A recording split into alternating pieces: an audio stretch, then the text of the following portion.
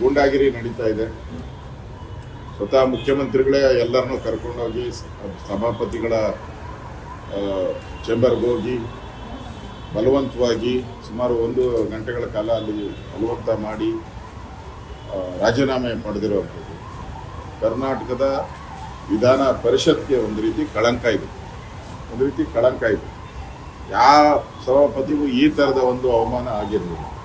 ಮೊದಲು ಕಾಂಗ್ರೆಸ್ ಲೆಟರ್ಡಲ್ಲೇ ಘೋಷಣೆ ಮಾಡಿರೋದು ದೊಡ್ಡ ಅಪರಾಧ. ಅದು ಸಂವಿಧಾನಕ್ಕೆ ವಿರೋಧವಾಗಿ ಸಂವಿಧಾನಕ್ಕೆ ಅಪಚಾರ ಮಾಡಿದ್ದಾರೆ.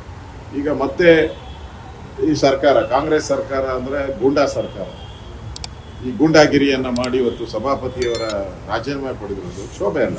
ಬೆಳಗ್ಗೆನೂ ಕೂಡ ನಾನು ಅವ್ರ ಜೊತೆ ಮಾತಾಡಿದೆ. 4 ಗಂಟೆಗೆ ನಮ್ಮ ಮುಖಂಡರ ಸಭೆ ಇದೆ, ಅದಾದ್ಮೇಲೆ ನಾನು ತಿಳಿಸ್ತೀನಿ ಅಂತ ಹೇಳಿದೆ. ಆಯಿತು, ತಿಳಿಸಿ, ಅದಾದ್ಮೇಲೆ ನಾನು ಯೋಚನೆ ಮಾಡ್ತೀನಿ ಅಂತ ಈಗಾಗಲೇ ಅವ್ರು ಅನೌನ್ಸ್ ಮಾಡಿದ್ದಾರೆ. 14ನೇ ತಾರೀಕು ನಾನು ಸದನಕ್ಕೆ ಬಂದು ಸದನದಲ್ಲಿ ಎಲ್ಲರಿಗೂ ಥ್ಯಾಂಕ್ಸ್ ಹೇಳಿ ಆಮೇಲೆ ನಾನು ರಾಜೀನಾಮೆ ಕೊಡ್ತೀನಿ ಅಂತ ವ್ಯಕ್ತ ಮಾಡಿದ್ದಾರೆ. ಏಕಾಏಕಿ ಹಿಂಗೆ ನುಗ್ಗಿ ಮಾಡಿರೋದು ನೋಡಿದ್ರೆ ಕರ್ನಾಟಕದಲ್ಲಿ ಯಾವ ಸರ್ಕಾರ, ಗೂಂಡಾ ಸರ್ಕಾರ ನಡೀತಾ ಇದೆ ಅಂತ ಅನ್ಸುತ್ತೆ. ಕರ್ನಾಟಕ ನ್ಯೂಸ್ ಬೀಟ್ ಫಾಲೋ ಮಾಡಿ, ಸಬ್ಸ್ಕ್ರೈಬ್ ಮಾಡಿ.